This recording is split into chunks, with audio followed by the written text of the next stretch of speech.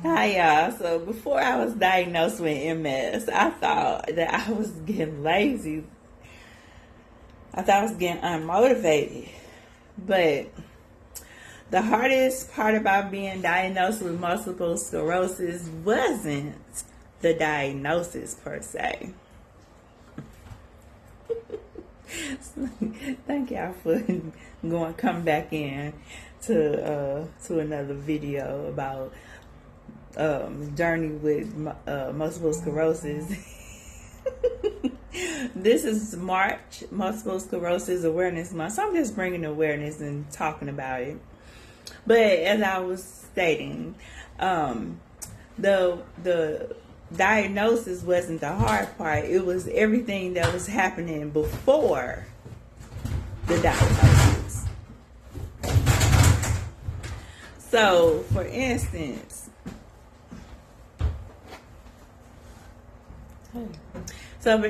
I knew something wasn't right.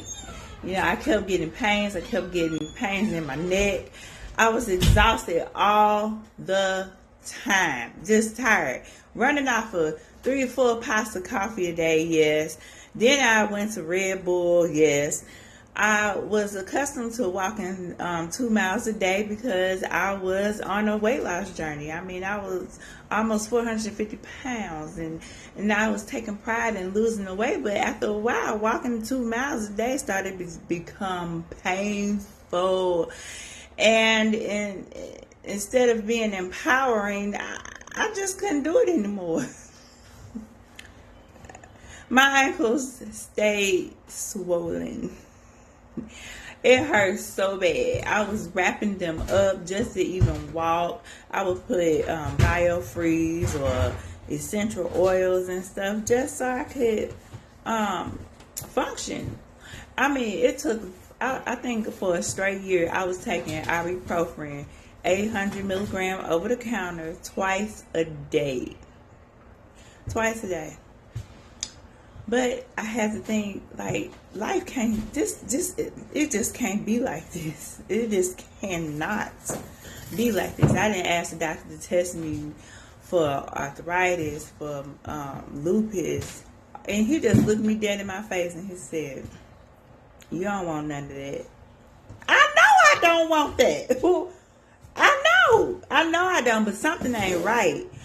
And you know, I'm trying to be a mom. I'm trying to be a wife. I'm trying to show up for my family and my friends. I'm not even interested in getting up to go to church. And that's terrible for me. That was bad for me. I just didn't feel like it. I just didn't have enough energy to do the things that I loved because I had to pick and choose what I like. I mean, not what I like. I had to pick and choose what I wanted to give my energy to, if that makes sense. Like, my body was slowly turning against me, you know? And the hard part about this is, the hard part is just not doing the things that I had like doing and not understanding why. And especially when I go to the doctors and I keep hearing the same solutions that was not helping, that I knew that I was doing the things that I know I was supposed to do. I mean, I even went to school to be a health and wellness coach, and yeah, forgive me. I'm trying to get my story. Somebody in the background talking. I didn't even want to complete my calling on coaching because I'm thinking, like, how can a coach help when I need to be coached? But anyway, the doctors was telling me, oh, stay away from salt. Walk around. You work from home. You need to get up and walk around. You need to exercise more. It make you question yourself. Make you question, is everything I'm trying to do that was good, why isn't it working? But that one day I had somebody at church call my name and I turned and my neck popped. It just felt like it popped. It was horrible. So I made a doctor's appointment, but I ended up seeing the nurse practitioner, and she heard me. She scheduled for a CAT scan, and the insurance called me and said that I didn't need a CAT scan. I want you to get an MRI.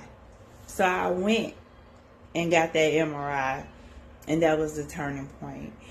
Sometimes the hardest part of chronic illness isn't the diagnosis. It's convincing people that something is wrong in the first place. And it shouldn't even be like that. But I'm just letting y'all know, keep fighting for yourself.